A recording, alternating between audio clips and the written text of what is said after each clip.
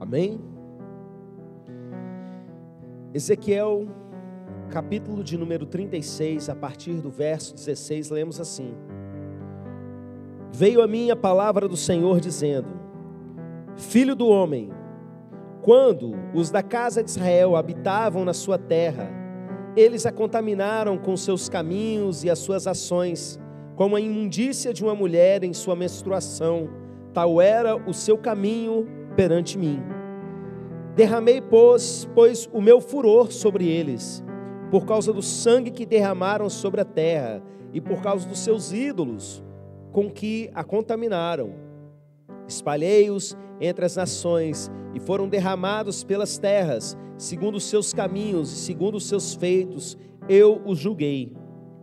Em chegando as nações para onde foram, profanaram o meu santo nome, pois deles se dizia: são esses o povo do Senhor? Porém tiveram de sair da terra dele. Mas tive compaixão do meu santo nome, que a casa de Israel profanou entre as nações para onde foi. Dize, pois, a casa de Israel: assim diz o Senhor Deus: não é por amor de vós que eu faço isso, ó casa de Israel, mas pelo meu santo nome, que profanastes entre as nações para onde fostes. Vindicarei a santidade do meu grande nome, que foi profanado entre as nações, o qual profanastes no meio delas. As nações saberão que eu sou o Senhor, diz o Senhor Deus, quando eu vindicar a minha santidade perante elas. Tomar-vos-ei de entre as nações, e vos congregarei de todos os países, e vos trarei para a vossa terra. Então aspergirei água pura sobre vós, e ficarei purificados de todas as vossas imundícias, e de todos os vossos ídolos vos purificarei. Dar-vos-ei coração novo, e porei dentro de vós espírito novo. Tirarei de vós o coração de pedra, e vos darei coração de carne. Porei dentro de vós o meu espírito, e farei que andeis nos meus estatutos, guardareis os meus juízos e os observeis.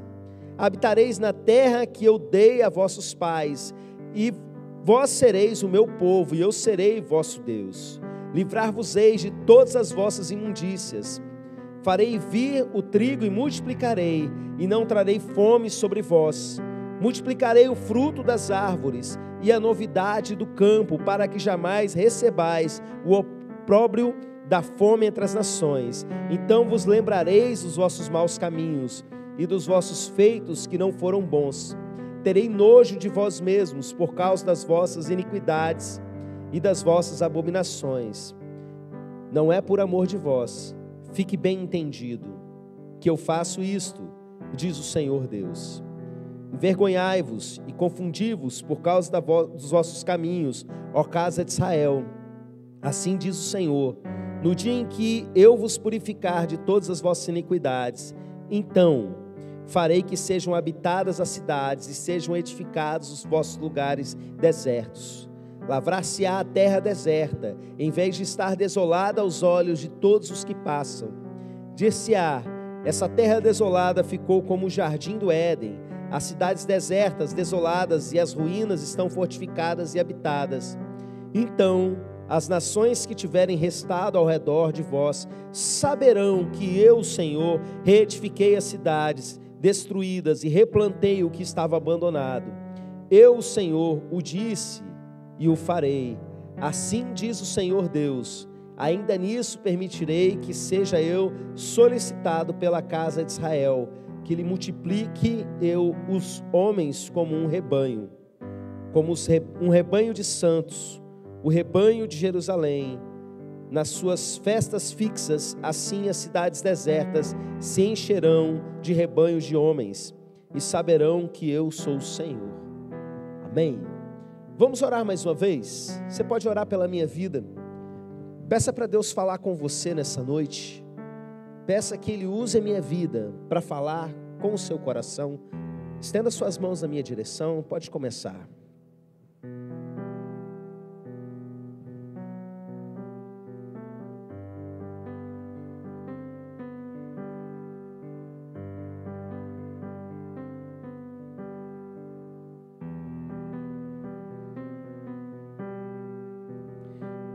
Pai querido, eu peço por cada criança, por cada adulto, por cada jovem que se encontra aqui e por essas pessoas que nos acompanham à distância, as pessoas que vão assistir esse vídeo em outro momento, meu Deus, que todas elas sejam tocadas, sejam alimentadas pela Tua palavra, em nome de Jesus. Flua através de mim, meu Pai, que as palavras fluam com clareza, com autoridade, com discernimento, direcionadas pelo Senhor, em nome de Jesus, amém, amém. Queridos, esse texto ele começa com uma profecia, onde Ezequiel começa a profetizar a respeito do estado em que o povo de Israel se encontrava. O contexto é basicamente o seguinte: eles estavam no meio do cativeiro babilônico. Parte do povo já tinha sido mandado para o cativeiro, parte do ataque ainda iria acontecer por parte da Babilônia com relação ao povo de Israel, ou seja, a situação ainda ia piorar muito antes de melhorar. O povo estava vivendo os momentos mais terríveis, e a palavra do Senhor começa a descrever o estado espiritual em que aquele povo se encontrava. E quando Ezequiel recebe as profecias vindo de Deus, uma das características de Ezequiel é que ele é um profeta que ele não mede as palavras, e a maneira como Deus fala com ele é da forma mais escrachada possível. Existem alguns capítulos, por exemplo, que a gente não prega em cultos abertos na igreja, onde tem crianças presentes. Quem aí já foi no Imersão Total, já me viu ministrar em um desses capítulos, que são pesadíssimos, meus irmãos. E aqui, quando ele vai descrever a situação do povo de Israel, ele vira e fala assim: olha, isso aqui, diante de mim, é como a imundícia de uma mulher durante o seu período de menstruação. Ele escolhe uma figura onde aquela população teria nojo, para tentar mostrar para eles qual era realmente a situação espiritual que aquele povo estava vivendo. Ele diz que aquele povo tinha contaminado a terra que ele havia dado, com pecado, com idolatria, com todo tipo de coisas terríveis. Aquela população havia atraído as piores desgraças sobre si mesmos.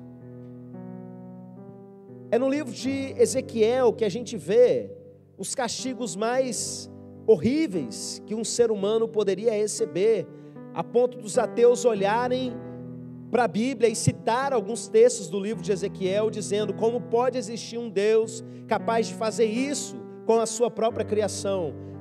Mas eles não entendem o contexto geral do texto. Cada coisa que a gente planta, a gente colhe. E essas pessoas haviam atraído coisas terríveis sobre si, porque eles mesmos haviam feito coisas absurdas, coisas terríveis. O texto fala, por exemplo, em derramamento de sangue.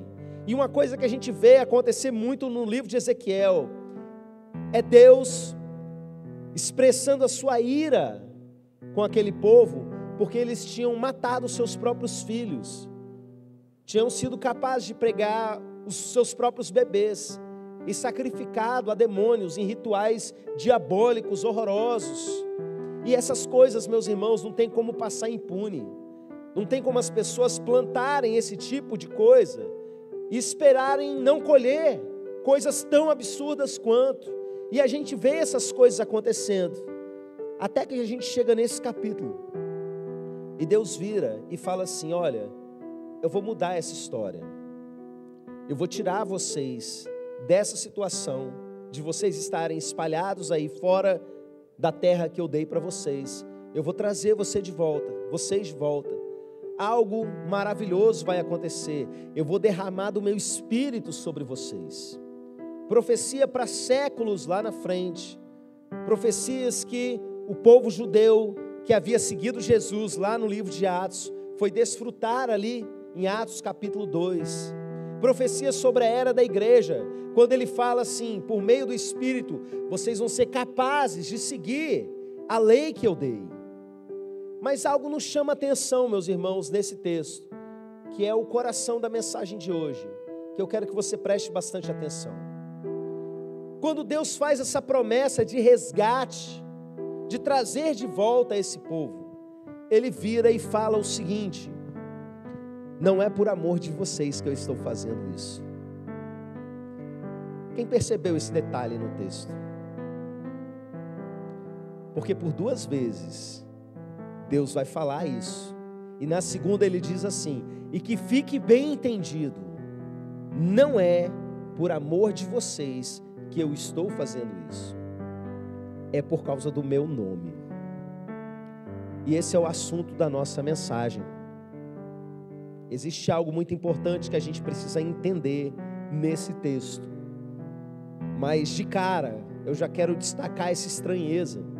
Por que isso é esquisito para a gente? Porque a gente está tão acostumado com mensagens em que o homem é o centro, que causa estranheza mesmo. A gente vive numa época, por exemplo, que os evangelistas mais famosos, com maior visualização no YouTube, falam coisas do tipo: você é o centro do coração de Deus. Vocês já ouviram esse tipo de coisa?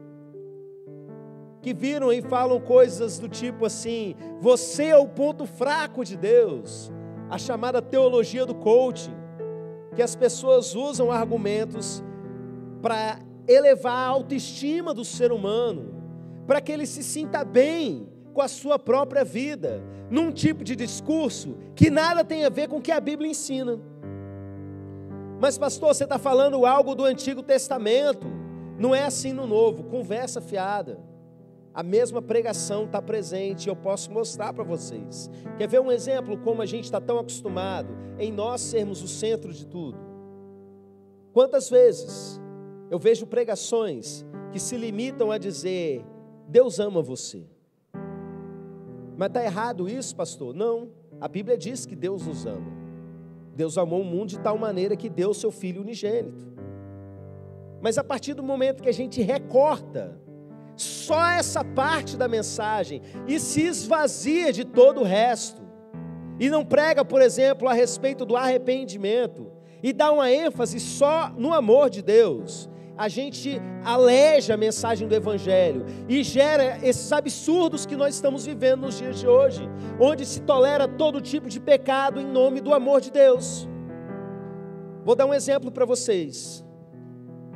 Você se lembra, você que leu o Novo Testamento, você se lembra de Jesus parar, abrir um cartaz com o coração na frente das pessoas e dizer: eu amo vocês? Sabe essa pregação de juventude no sinal? Que abre um cartão assim, um cartaz: Jesus te ama, enquanto o sinal está vermelho, abriu, fecha, chega para o lado.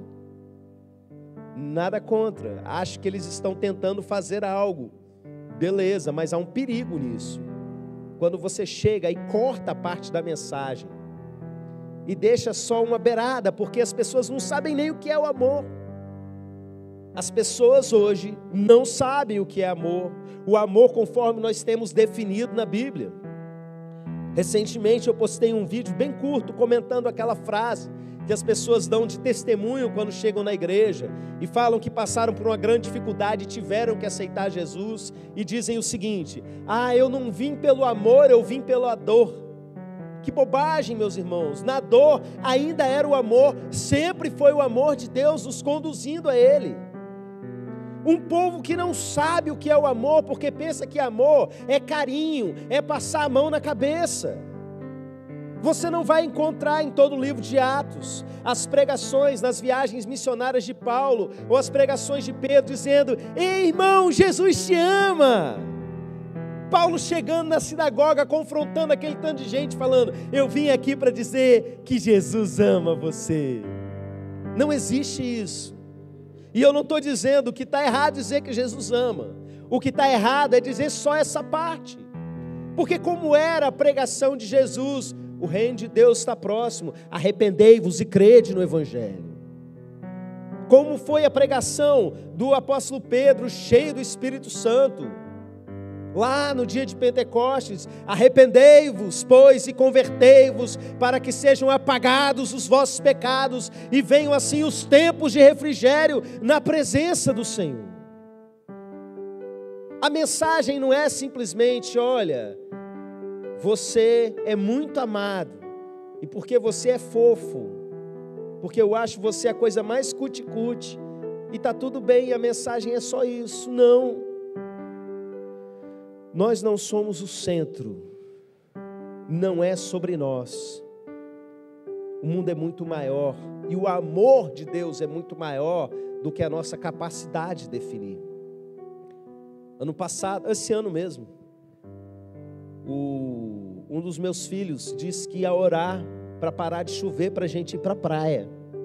Quem nunca? Né? E eu virei para ele e falei: meu filho, essa chuva está molhando o nosso estado inteiro. Tem gente que depende dela para plantar, para colher. Teve gente que orou para que ela caísse. E para a gente poder ir para a praia, você vai usar a sua fé para fazer com que essa chuva pare.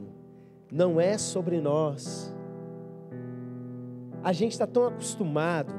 Eu sei, é um exemplo de uma criança, mas eu sei que cada um de nós, volta e meia, tenta usar a sua fé num sentido egoísta, num sentido individual e não coletivo, do todo, uma fé com sabedoria de governo do mundo, porque no fim das contas a gente vive numa sociedade antropocêntrica, ou seja, uma sociedade que pensa que nós, seres humanos, ou nós indivíduos, somos a coisa mais importante.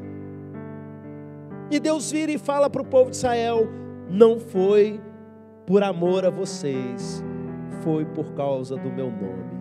Que coisa esquisita para nós, homens modernos. Mas existe um motivo. Não é que o Deus não amasse aquele povo, mas existe algo mais importante. O nome de Deus então é mais importante? Não seria isso um egoísmo da parte de Deus, uma vaidade da parte de Deus? Não, meus irmãos, eu vou explicar para vocês essa mensagem, o porquê do nome de Deus ser algo tão importante. O povo de Israel, ele havia sido escolhido por Deus, não era para ser o mais fofo entre todas as nações, o mais paparicado entre todas as nações. Eles foram escolhidos para transmitirem o nome de Deus para as outras nações. Eles seriam sacerdócio sobre as outras nações. Eles foram escolhidos para que os outros povos conhecessem quem Deus é. E o que estava acontecendo a partir desse momento é que eles estavam chegando todos arrebentados em outras nações e perguntavam quem é o Deus deles. E o nome do Senhor estava sendo profanado por causa do povo de Israel. Sabe o que isso quer dizer? O povo que devia estar transmitindo o nome do Senhor, o perdão do Senhor, a salvação do Senhor, a misericórdia do Senhor, o amor do Senhor, na verdade estava profanando o nome do Senhor. Como as outras nações iriam conhecer a Deus, se o povo que se chama pelo seu nome, estava profanando justamente esse nome? Você já parou para pensar o que significa o início da oração do Pai Nosso? Pai nosso que está no céu, fala bem forte: santificado seja o teu nome. Como assim? O nome de Deus já é santo. A sua oração vai fazer com que o nome de Deus seja mais santo ou menos santo? E simplesmente o início da oração do Pai Nosso, ou seja, a coisa é o ponto de partida de tudo. Como é que você tem que começar a orar? Santificado seja o teu nome. Isso quer dizer honrado, venerado, respeitado, reconhecido seja o teu nome. E por que nós estamos orando? Não é simplesmente pela essência de Deus, tem a ver com a nossa vida. Quer ver um exemplo disso? Quando Moisés está diante do povo, e Deus vira para ele, e fala para ele, falar com a rocha, para que a água jorre, e sacia a sede do povo. E Moisés, com raiva, fala umas coisas que não devia falar, pega o seu cajado, fere a rocha. E Deus vai lá e chama a atenção dele, diz que ele errou, e diz assim: você não me santificou diante do povo. Era para o povo ter visto a natureza de Deus a partir do comportamento de Moisés. A sua função como líder, a sua função como pai, a sua função como mãe, é que as pessoas vejam a natureza de Deus a partir de você, que santificado seja o nome de Deus a partir da sua vida. O que acontece, meus irmãos, e por que essa mensagem é tão importante, é que assim como o povo de Deus estava profanando o nome dele diante das nações, muitas vezes o povo que se chama pelo seu nome, o povo cristão, tem profanado o nome de Deus diante das pessoas que ainda não o conhecem. E muitas vezes o mundo tem fechado o coração para conhecer a Jesus. Por quê? Porque quando encontra um crente, alguém que diz que serve a esse Deus, essa pessoa tem profanado o nome de Deus, não tem santificado o nome de Deus diante das pessoas. O nome de Deus precisa ser conhecido. O nosso Deus precisa ser honrado, reconhecido diante das pessoas, e a maneira como Deus escolheu fazer isso é através de nós. Da mesma forma que o povo de Israel vivia profanando a imagem de Deus diante das pessoas, os cristãos modernos têm feito isso. Eu me lembro que certa vez eu ouvi de um rapaz da igreja: eu sei que a minha família não quer Jesus porque a minha vida é toda errada. Ele tinha consciência que aqueles que conviviam todo dia com ele não vinham nem para a igreja, porque a imagem que eles tinham de uma pessoa que servia a Deus era a vida daquele rapaz. Ser crente igual essa pessoa, não, eu estou bem aonde eu estou. Quantos jovens têm uma vida exatamente igual quem está lá no mundo? Não tem diferença. Então as pessoas vão olhar, e na verdade o que está acontecendo é que, para elas, dizer que serve a Deus é só mais uma religião no mundo. Cada um tem a sua, não tem algo de diferente. O nome de Deus não está sendo realmente santificado a partir daquela vida. Essas pessoas se dizem crentes e na verdade estão profanando o nome de Deus. Da mesma forma que um dia está nas redes sociais postando versículo, no outro está postando foto sensual. E assim vai. E o nome de Deus tem sido envergonhado, o nome de Deus tem sido emporcalhado diante das pessoas que ainda não o conhecem. Pai nosso que está nos céus, santificado seja o teu nome. A única Bíblia que o mundo está lendo é a sua vida. E como ela está? O que o mundo tem dito a respeito de Deus quando olha para você? Sabe uma das coisas que mais me dói quando eu vejo alguma postagem polêmica no Instagram? Algum crente posta um pedaço do culto, às vezes uma coisa inofensiva, e aí tem lá sempre, milhares e milhares de comentários, e grande parte deles são só de pessoas falando e denunciando coisas que crentes fazem ou deixam de fazer. E o pior de tudo é que muitas dessas situações são verdade. E é verdade que tem um tanto de crente que diz que é crente, mas mente, e é desonesto, e faz uma porção de coisa absurda, às vezes pior do que aqueles que não professam a Cristo. As pessoas que conhecem você, mas ainda não conhecem a Deus, o que eles dizem a respeito do seu Deus, do Deus que você serve por causa da sua vida?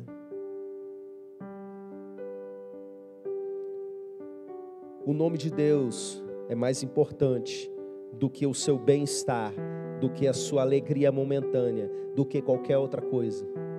E o texto deixa isso bem claro para a gente. Para que fique bem entendido, não foi por amor a vocês, foi por causa do meu nome. Vamos colocar de pé e vamos orar mais uma vez.